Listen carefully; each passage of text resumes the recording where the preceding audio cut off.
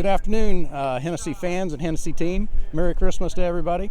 Welcome to our 7th or 8th annual Christmas tree run. It's a nice little festive thing we do for the holidays. This year we're doing a Christmas tree run with the brand new 2026 Chevrolet ZR1. We've got one of the largest Christmas trees that we've ever strapped to the car. Makes the car a little bit unstable when we get above 180 miles an hour, but the car is really strong right from the factory. I can't wait to see what the Hennessey team does with this car after we have a few more months with it. But after we make a couple more passes here, see if we can get a couple more miles an hour out of the car, we're going to take the tree off the top and see if we can get well over 200 with this car. Merry Christmas, everyone.